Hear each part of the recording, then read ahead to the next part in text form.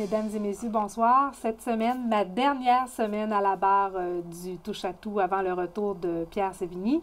Donc, cette semaine, dans le cadre de l'émission, nous rencontrons Mme Manon Laplante, qui est directrice générale de la Maison funéraire de l'Amiante, qui est un mouvement coopératif, donc un organisme à but non lucratif. Bonjour Manon. Bonjour. Écoute, on voit qu'il se passe bien des choses là, à la Maison funéraire ces temps-ci. Moi, je passe devant tous les matins pour venir au boulot. Mais avant de parler de votre projet d'agrandissement, parle-moi un peu de la mission de la Maison funéraire. Là. Un petit peu, c'est quoi, là? Parce qu'un mouvement coopératif avec la mort, je trouve ça un peu nébuleux, là. Oui, en fin de compte, une coopérative, peu importe le domaine, c'est toujours le même principe. C'est un regroupement de personnes qui décident de fonder une coopérative. Et la coopérative appartient à tous ses membres. Donc, il n'y a pas de propriétaire unique là-dedans, ça appartient aux membres. Il y a un conseil d'administration. Chez nous, sont 9. Il y a 9 administrateurs. Et c'est eux autres, c'est des membres qui décident de s'impliquer au niveau du conseil et qui sont en charge de prendre les décisions, les grandes directions de la coopérative. Donc, entre autres, le projet d'agrandissement qu'on a présentement. C'est de cette façon-là qu'une coopérative fonctionne. Fait que ce soit dans le domaine agricole, laitier ou peu importe, c'est toujours le même principe. Donc, des fois, il y en a qui vont venir nous voir et ils vont nous demander « je veux parler au propriétaire », mais il n'y en a pas de propriétaire en tant que tel. C'est les 3000 membres qui sont les propriétaires. Qui sont les propriétaires. Pour avoir des services de la Maison funéraire de l'Amiante, ici, dans le coin, tout le monde appelle la coop funéraire, hein? Oui, bien, on fonctionne sur les deux noms. OK. Parce que par le passé, quand elle avait été fondée, c'est Coopérative funéraire de la région de l'Amiante et on fonctionne aussi sous le nom de Maison funéraire de l'Amiante. Fait que les deux sont bons, il n'y a pas de problème. Mais des fois, pour différencier avec d'autres entreprises funéraires, on prend coop funéraire, fait que les gens, ils savent, ils peuvent faire plus la distinction à ce moment-là. Quand on veut bénéficier des services de la coopérative funéraire, on doit devenir membre? Pas nécessairement. Ah bon? Pas nécessairement. C'est sûr que c'est plus avantageux d'être membre parce que être membre, c'est 20 $ une fois. C'est pas annuellement, c'est vraiment une cotisation de 20 $ et ça vous donne droit à 5 % de réduction sur tous les biens et services de l'entreprise. Donc, on s'entend que des funérailles aujourd'hui, c'est quand même des bons montants. Oui. Alors, c'est 5 % fait que le 20 $, c'est sûr qu'il est remboursé. Et au moment du décès, la carte de membre peut être transférée à un membre de la famille ou peut être remboursée à la succession ou laissé en don à la coopérative. Fait que le 20 $ peut être transférable à la fin. Fait que dans le fond, il coûte rien. Il coûte rien. Mais quelqu'un qui n'est pas membre chez nous, qui ont un décès, ils nous appellent et on les reçoit tout à fait de la même façon que les autres, à l'exception qu'ils n'ont pas le 5 % à ce moment-là. 5 % de rabais. Ouais. Vous êtes plusieurs à travailler à la coopérative. On est 15 employés. Oui, 15 employés. Une grosse équipe, hein? Oui. Il y a 3 employés à temps plein. Bon, dont moi, qui est à la direction générale, Dominique Guay, qui est directeur de services funéraires, et Michel Boutin, qui est conseiller aux familles. Alors, les 3, on est toujours là à tous les jours.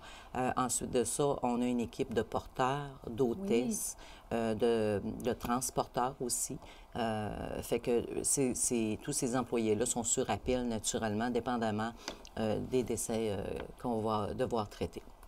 Maintenant, on va en parler. On est rendu là à notre fameux projet d'agrandissement. Ça a débuté cet automne et ça devrait, là, on est début mars, là, tu me disais que c'était pour le printemps, là. Mais en quoi ça consiste, là? Parce que ça a l'air d'être assez... C'est majeur. Oui, c'est ça. Ça a l'air d'être assez important, là. On est très, très fiers parce que le défi d'une coopérative, c'est de toujours garder les prix le plus juste et équitable possible. Mais on n'est pas une entreprise à but non lucratif non plus. On est une entreprise d'économie sociale.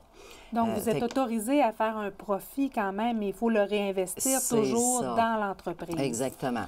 Par contre, une des missions d'une coopérative, c'est de garder les prix les plus justes possibles et équitables. Oui. Fait que c'est sûr que ça fait longtemps qu'on aurait aimé faire notre agrandissement, mais si on veut respecter aussi notre mission, bien, ça a pris un petit peu plus de temps, mais maintenant, on était en mesure de le faire, puis on est très, très fiers de ça. C'est un projet de 1,5 million. Oh, C'est quand même. vraiment majeur. L'agrandissement consiste vraiment au double de la superficie qu'on a présentement. Oui. Dans l'agrandissement, il va y avoir, on va l'appeler chapelle, pour que tout le monde puisse savoir, avoir une idée. On l'appelle chapelle, mais ce qu'on a voulu faire avec ça, ça a un toit cathédral, ça va être de toute beauté, mais elle va être vraiment adaptable parce qu'on sait que dans notre communauté, on a de plus en plus d'ethnies différentes et de cultures différentes. Alors, si on a des... je vais prendre un exemple de musulmans. Eux autres, c'est plus des tapis qui vont prendre que des chaises ou des fauteuils. Donc, notre salle va être vraiment fonctionnelle. Quelqu'un qui va avoir quelque chose de vraiment plus religieux, catholique, à ce moment-là, on va pouvoir mettre nos accessoires religieux et catholiques. Fait que ça va être vraiment adaptable aux situations. Une famille aussi qui n'a pas de croyances religieuses, ça peut être très neutre comme environnement. Exactement, parce que de plus en plus, il y a des cérémonies hommages ou des cérémonies d'adieu. Donc, les gens... ne sont pas on va de moins en moins à l'église pour les funérailles, quelque part. C'est ça. Ça nous prenait un endroit pour faire un dernier adieu à la personne. Et on avait 5 églises avant. Maintenant, on en a 2. Et on va en avoir une... en juin, il en reste juste une, Ça. effectivement. Bien, il en reste une. Il en reste une à Black Lake aussi, là. Donc, il y a 2 églises à Thetford. On parle directement ici à Thetford. À Thetford, il va rester uniquement que la grande église Saint-Alphonse, effectivement. C'est ça. Fait qu'avec le nombre de décès qu'on a dans la région, c'est difficile. C'est très difficile parce que les gens veulent toujours avoir ça le plus possible les fins de semaine. À un moment donné, l'Église ne peut pas fournir. Non. Et de plus en plus, les gens veulent avoir tout au même endroit. Ça fait que là, dans l'agrandissement, on va avoir vraiment un bel endroit pour faire un lieu de rassemblement, un lieu de recueillement. On va essayer d'y trouver un beau nom, là. On va peut-être faire un appel à tous à un moment donné pour baptiser notre petit bébé. Ensuite de ça, dans l'agrandissement, il va y avoir la salle de réception. On en avait déjà une, mais elle va être déplacée et agrandie dans la nouvelle partie. La salle va pouvoir contenir entre 125 et 150 personnes. Ça, c'est des très grosses funérailles habituellement. Des après-funérailles, là, à 125, là, c'est pas mal le maximum. Si jamais, des fois, il y a des funérailles qui sont plus grosses, bien, à ce moment-là, on peut aller vers une autre salle, mais je vous dirais que généralement, c'est en bas de 100 personnes. Fait qu'on y a vraiment été avec la moyenne. Dans l'agrandissement, il va y avoir aussi des nouvelles salles de bain et la salle de repos pour les familles qui va être déplacée là.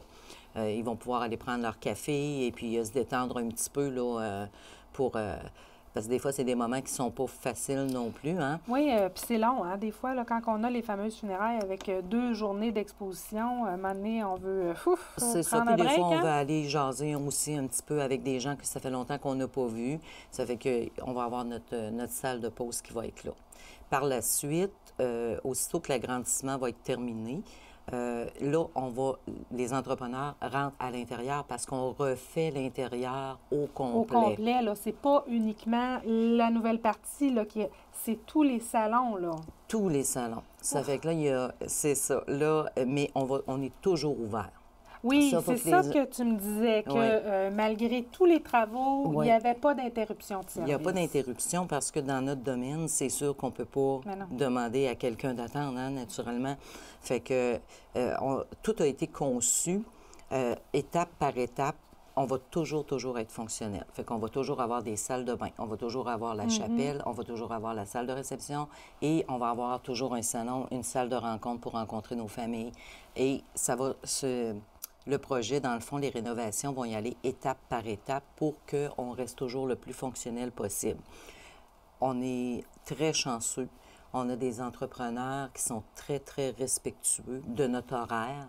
Et avant d'entreprendre des travaux, certains travaux qui peuvent nuire au fonctionnement, Ils nous le demandent. Et nous autres, on s'ajuste avec eux autres. Fait que c'est sûr qu'à partir du jeudi ou du vendredi, ça ne travaille plus, puis ça s'arrange pour que vraiment on soit capable de recevoir nos familles les fins de semaine. Ça fait que là-dessus, on est très, très, très satisfait de ça parce que ça prenait une grande compréhension puis une grande flexibilité au niveau des entrepreneurs. Fait que à l'intérieur, les travaux qui vont être faits, les 2 salons vont être réaménagés. La salle de rencontre de famille va être réaménagée. Notre salle de montre, où est-ce qu'on a les cercueils, les urnes, tout ça va être déplacé et vraiment localisé à côté de la salle de rencontre. Donc, les familles n'auront plus besoin de se déplacer, de faire des grands déplacements là, au travers du salon pour aller faire le choix de leur cercueil ou de leurs urnes. Ensuite de ça, une chose qu'on avait bien, bien hâte de ça, c'est qu'on va avoir un nouveau columbarium qui va être accessible 24 heures sur 24. Mais je dis 24 heures sur 24, ça va probablement être de 7 heures le matin à 10 heures le soir. Parce que la nuit, on se dit, si quelqu'un a besoin de venir au columbarium la nuit, c'est peut-être pas pour les bonnes raisons. Oui. Ça fait que... Mais 7 jours sur 7 à des heures 7 très jours accessibles. sur 7, donc les gens vont pouvoir venir se recueillir. Et le columbarium, il va être beaucoup plus grand, beaucoup plus vaste. Et vraiment, ça va être un petit cocooning. Okay. Donc, ça va être vraiment relaxant et ils vont pouvoir venir vraiment passer du temps avec les êtres chers. Et puis, ça, on est vraiment, vraiment content de ça. Fait que ça, c'est les gros... les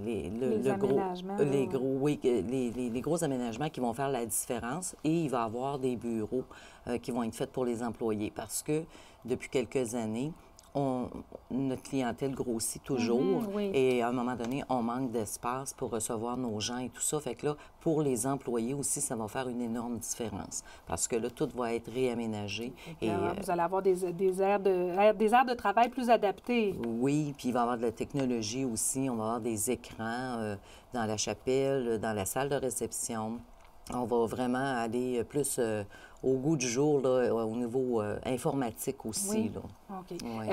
Là, j'ai vu aussi là, que vous aviez agrandi en quelque sorte le stationnement. Oui. Pas le choix, là? Non, bien en 2013, c'est pour dire que ça fait longtemps qu'on y pense. Là. Ça fait longtemps que c'est prévu. On avait fait l'acquisition du terrain voisin. Fait qu'à ce moment-là, on n'avait pas besoin là, de l'acheter, on l'avait déjà. Fait que, parce qu'en faisant l'agrandissement, on allait tout chercher notre stationnement. Donc, là, avec l'acquisition du terrain voisin, mais ça devient notre stationnement. Est-ce qu'il y a eu, là, vous êtes à la fin du projet, mais avez-vous rencontré des défis particuliers? Oui, des surprises. Oui, des surprises, des surprises, ça, oui. C'est sûr que la ville au complet est située sur de l'amiante. Oui. Alors, quand on vient pour... C'est ça que j'ai pensé. Oui, c'est ça. Quand on vient pour creuser... Oui, c'est ça. Bien là, c'est des coûts. Oui, des dépassements de coûts. Dépassements de coûts supplémentaires parce que là, avec la CNESST, tout doit être barricadé, et, calfeutré, et bon, en tout cas, les camions et tout ça, là, fait que c'est des coûts, des dépassements de coûts qui sont énormes. C'est sûr que nous autres, hein, les gens de Thetford, on a été élevés là-dedans, on a joué dans le sable de mine et on comprend pas, hein? On comprend pas parce que nous, on est là, puis eux autres, bien, ils sont... Puis les employés... vous étiez dans votre bâtisse, vous, puis juste à côté, les hommes en scaphandre travaillaient, hein? Oui, tout à fait. Puis c'est pas de leur faute à eux autres. Ils sont obligés de faire ça. Oui. Sinon, la Commission des normes du travail va arriver, puis ils vont bannir le chantier. Fait que c'est des choses qu'on trouve exagérées. Mais on n'est pas les seuls. Hein? Tout le monde, toutes les entreprises à Thetford qui veulent faire des rénovations ou quelque chose, du moment que tu creuses, tu n'as pas le choix, il faut que tu appliques ces normes-là. Ah, fait que ça a été des surprises. Une surprise. Ça a été la principale surprise. La principale surprise parce que vraiment, à part la température aussi de cet automne, oui, effectivement. parce que le stationnement était supposé d'être déjà pavé cet automne, d'être tout prêt. prêt pour Parce que l'hiver. L'hiver nous a débuté trop débuté vite. très tôt. Est-ce que ça l'a entraîné des Oui, c'est ça. des Peut-être retards? un délai de 1 mois, là, à peu près. Là. Parce que aussi, quand ils construisent la bâtisse, bien là, il fallait qu'ils déneigent. Ils passaient quasiment une demi-journée à déneiger avant de commencer à travailler. Fallait chauffer la bâtisse aussi et tout ça, là, tu sais. Fait que c'est sûr que ça a occasionné des délais. Mais somme toute, vraiment, là, à venir jusqu'à date, on n'a pas... ça a été les deux principaux inconvénients. Allez-vous avoir un four crématoire? Non, les gens nous posent souvent la question. C'est pas dans nos projets et l'explication est simple. C'est qu'un four crématoire, premièrement, c'est dispendieux. C'est très dispendieux et c'est très polluant aussi. OK? Il y a des normes environnementales et une des missions d'une coopérative, c'est ça, c'est d'être vraiment éco-responsable. À la coopérative, pour chacun des décès, on plante un arbre, mais également, nos gaz à effet de serre pour les véhicules sont calculés avec la Fédération des coopératives du Québec. Toutes nos funérailles, dépendamment des funérailles, nos gaz à effet de serre sont calculés et à la fin de l'année, ils calculent combien d'arbres qu'on doit planter. L'année passée, c'est plus de 100 000 arbres qui ont été plantés, 50 000 dans une coopérative au Saguenay-Lac-Saint-Jean et un autre 50 000 au Pérou. Pour aider les femmes aussi, c'est des arbres qui poussent très, très vite et c'est des genres de canne à sucre. Des fois, c'est pour le café aussi. Donc, ça procure du travail aux femmes là-bas. Donc, à chaque décès, vous plantez un arbre. Un arbre plus l'équivalent des gaz à effet de serre qu'on produit. Alors, je veux dire, vous en plantez beaucoup d'arbres par année. Les plantez-vous dans... Moi, ça me fascine. Vous plantez ça dans la région ou quoi, non, autour? c'est ça. C'est que OK, c'est le mouvement des coopératives funéraires. C'est la Fédération des coopératives funéraires qui calcule. Alors, et qui va effectuer les arbres. Oui, à chaque année. La transplantation mais des arbres. c'est chacune des coopératives qui paie pour faire planter. En fonction des décès à chacune des maisons. Effectivement. Et ainsi de suite. Effectivement. Fait qu'un exemple, admettons que vous avez 150 décès, puis que les gaz à effet de serre ont été calculés pour 150, pour faire des chiffrons, ou mettons 200. Bien, on doit payer, c'est 3,50 par arbre, par plantation. Donc, c'est 3,50 multiplié par 100. Donc, par ça vous fait 150 plus 200. Ah bon. C'est ça. Fait que c'est un petit peu la façon, une des façons, parce qu'on a un programme héritage avec plusieurs objectifs pour chacune des coopératives. Fait que, mais ça, la plantation d'arbres, c'est seulement qu'une petite partie de notre implication, là. OK. Oui. Alors, le four crématoire, c'est polluant. On est quand même une petite région. Oui. On en a déjà un. Là. M. Gamache a déjà son oui, four crématoire. Il y en a déjà un à Tête-Fernand. C'est ça. Et nous, ce qui arrive aussi, c'est que, étant membre de la Fédération des coopératives funéraires du Québec, souvent, nos gens vont décéder à Sherbrooke, à Montréal, à Québec ou dans une autre région. Et nos coopératives là-bas ont leur four crématoire. Donc, on va procéder à la crémation directement à l'endroit. Fait qu'on n'a pas nécessairement de transport à faire parce qu'on va procéder directement là-bas. Après ça, du décès. Exactement. Suite, Exactement. Sinon, si la personne décède ici, présentement, bien, depuis plusieurs années, on fait affaire avec la maison Roy-Giguère à Saint-Georges. Saint-Georges, et ensuite de tout ça, on rapatrie les cendres ici pour les funérailles. C'est ça, tout à fait. Fait que c'est une des raisons pourquoi le four crématoire n'est pas dans nos... dans vos plans futurs. Dans nos plans futurs. Et aussi, il y a d'autres procédés là, qui s'en viennent, là, comme l'aquamation. C'est une procédure par l'eau et par produits qui font dégrader le corps plus rapidement. On a à Saint-Hyacinthe, c'est une maison funéraire privée qui a commencé la première. L'aquamation. Et on a une coopérative, la coopérative de l'Abitibi, qui ont ce procédé-là aussi. Alors, la coop de Montréal commence aussi. L'aquamation, ça veut dire que le corps est désagrégé dans l'eau et on recueille des restes de la même façon qu'une crémation. Oui, ça s'apparente beaucoup, à l'exception que la personne doit être immergée dans l'eau, mais nue. pas Ah de bon? vêtements, Ah. parce que les vêtements ne se dégradent, Dégrade pas aussi facilement dégradent de la pas même aussi façon. facilement, c'est ça. C'est ça. Fait que, il arrive souvent des nouveaux procédés. Fait que là, c'est pour ça que nous, le faux crématoire, c'est pas une priorité. C'est pour pas une l'instant. priorité. OK. Vous avez aussi plusieurs partenariats que tu me disais, là, vous avez des partenariats avec le milieu dont tu souhaitais Oui. parler. Oui. On est partenaire avec la coop de services à domicile, la FADOC. Ça veut dire que si vous êtes membre de la FADOC ou vous êtes membre de la coop de services à domicile, vous êtes automatiquement membre chez nous. Ah, Bon, et si au moment du décès, advenant, pour un exemple, un monsieur décède, sa madame est assez au dépourvu et tout ça, elle a besoin peut-être des services de la coop à domicile. Nous, au moment du décès, on va lui donner un 3 heures gratuit de la service de coop à domicile. Donc, elle va pouvoir les utiliser, va voir si elle en a besoin, puis elle peut l'utiliser de la façon dont elle veut. Un monsieur, c'est la même chose. Des fois, les messieurs sont moins habiles avec la laveuse, la nourriture, le lavage, des choses comme ça. Fait qu'il peut recevoir, ou même le ménage, quelqu'un qui est peut-être un petit peu en perte d'autonomie puis qui vient de perdre son conjoint, bien, il va profiter d'un 3 heures gratuit d'essai au service de la coop à domicile. Les membres de la FADOC, ils sont automatiquement membres chez nous aussi. Depuis plusieurs années, on subventionne le Deuil Entraide Arc-en-Ciel. C'est un centre pour les personnes endeuillées, un centre ressource pour les personnes endeuillées, et on fait partie aussi du Centre régional du deuil. Donc, on est affilié avec les deux parce qu'on sait très bien que, oui, nous, on va recevoir les familles, on va les accompagner du début à la fin dans le processus. Mais souvent, le processus du deuil va commencer après que les funérailles soient faites et tout ça. C'est là, quand des on fois... se retrouve tout seul, hein? Quand la visite est partie puis qu'on n'est plus dans le tourbillon. Oui, là, puis que tout le monde hop! a repris son train-train quotidien. Là, on se rend compte que nous, on n'a plus de train-train quotidien. Alors, ces centres-là sont vraiment importants pour la poursuite. Puis, il y a des gens qui n'en auront pas besoin. Oui, ça va être difficile. Ils vont faire leur deuil par eux autres mêmes. Mais il y en a d'autres que pour qui c'est difficile. Puis les circonstances d'un décès, aussi jouent, ils font sur beaucoup. le deuil, Ils font beaucoup.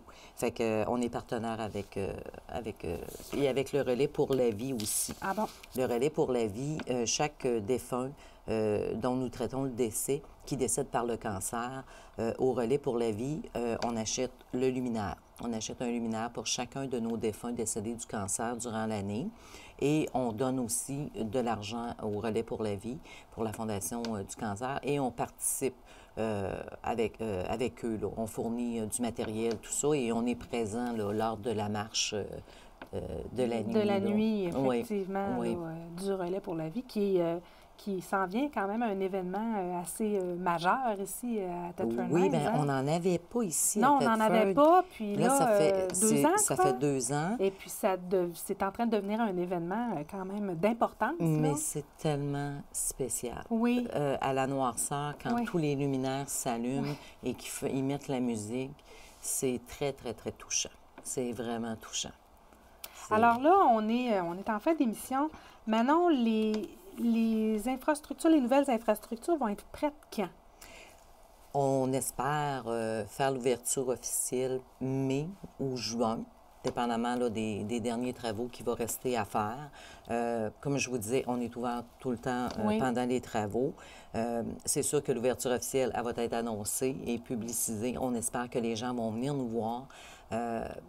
Vous savez, la vie change beaucoup, nos situations changent. Des fois, c'est nos situations avec conjointes ou des divorces, des séparations, des choses comme ça. C'est important de toujours mettre nos documents à jour. Une de nos missions, c'est d'informer la population.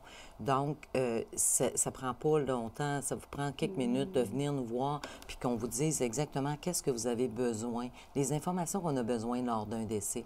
Et puis, vous pouvez garder ça chez vous. C'est gratuit. C'est un service qu'on offre. Et puis, ça peut sauver beaucoup de problèmes. Beaucoup de problèmes. Oui. Donc, à cette ouverture officielle-là, ce sera le temps d'aller chercher ces fameux documents puis cette information-là. Oui, puis de hein? venir voir venir voir les nouvelles infrastructures. installations et tout ça, puis de venir rencontrer le personnel aussi.